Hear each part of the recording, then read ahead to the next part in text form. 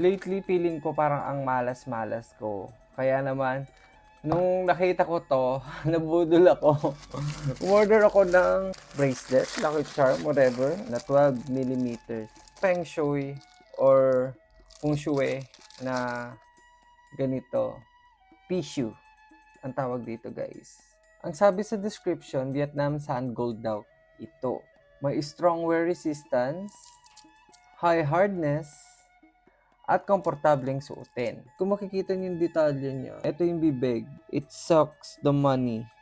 Yung big mouth. Tapos, yung tail defends the fortune. Ito namang round beads ay obsidian material.